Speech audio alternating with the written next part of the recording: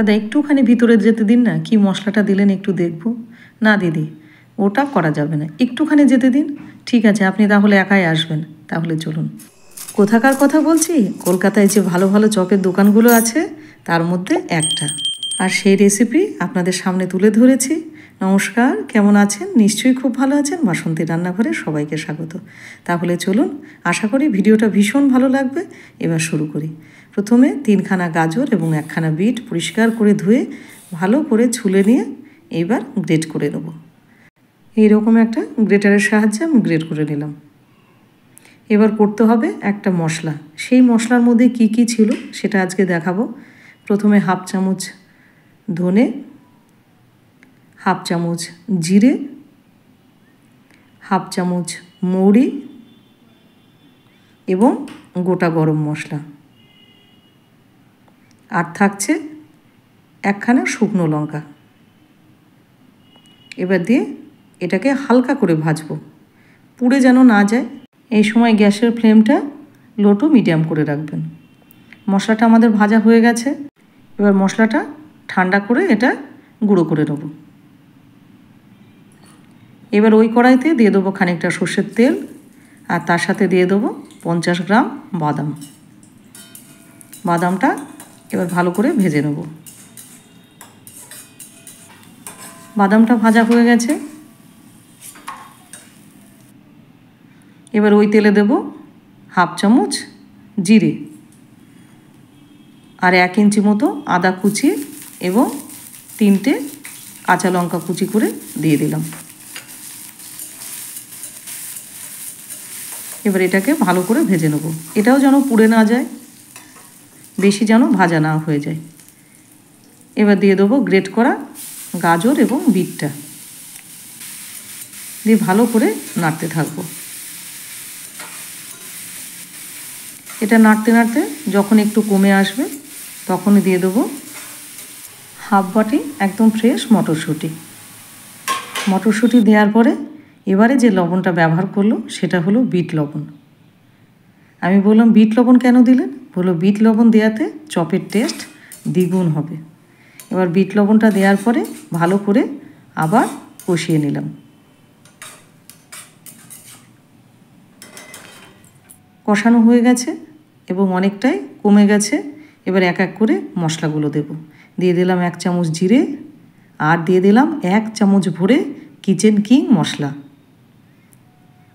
দিয়ে দিলাম যে ভাজা গুঁড়ো মশলাটা করলাম সেটা 1/2 চামচ। আর দেব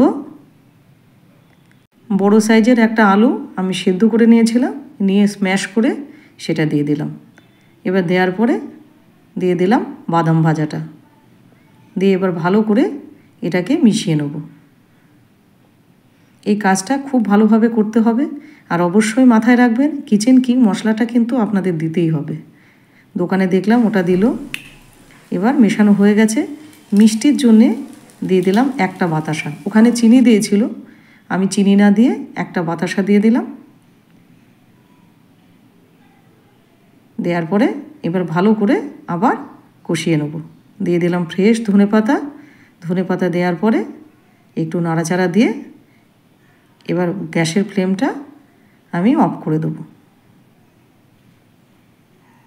ফ্লেমটা অফ করে এবার একটা থালার মধ্যে ঠান্ডা করতে দিয়েছি। হাতটা পরিষ্কার করে ধুয়ে নিয়ে আসলাম। ধুয়ে এবার এক এক করে এবার চপগুলো বানিয়ে ফেলব। ঠিক এরকম লম্বাটে শেপ দিয়ে এই যে এক এক করে সব বানিয়ে ফেলবো এইভাবে। এক এক দোকানের এক এক রকম স্বাদ চপের, আর সেইটা ডিপেন্ড করে এই পুরের উপর। পুর যত টেস্টি হবে চপও তত টেস্টি হবে। কথা বলতে বলতে এদের আমাদের চপগুলো সব রেডি হয়ে গেল। এবারে চপের ব্যাটারটা যেটা করব হলো 1/2 দেব বেসন এবং 1/2 কর্নফ্লাওয়ার দিয়ে ভালো করে অল্প লবণ দিয়ে এটাকে গুলে নিয়েছি। আর এখানে ব্রেড ক্রাম্বস আছে, 2টো রেডি করে নিলাম। এইবার ব্যাটারের মধ্যে একটা চামচ দিয়ে এইভাবে একটা করে চপ নেব, আর ডুবিয়ে ব্রেড ক্রাম্বসের উপর এইভাবে কোট করে নেব। এইভাবে এক এক করে সব আমাদের চপগুলো এইভাবে রেডি করে নেব। এই যে কিছু রেডি হয়ে গেছে। এবার এটা তেলটা গরম হয়ে গেছে, আমার একবার ভাজা হয়ে গেছে, কারণ ছেলে পেলে আর তস হয়েছে না, ওটা দেখানো হয়নি, এটা হলো সেকেন্ড বার। এবার এক এক করে সব এইভাবে চপগুলো ভেজে নেব। ভাজার সময় গ্যাসের ফ্লেমটা লো টু মিডিয়াম করে রাখবেন, হালকা হাতে একটুখানি একটু এপিট ওপিট করে দেবেন যাতে সব দিকে ঠিকঠাক ভাজা হয়।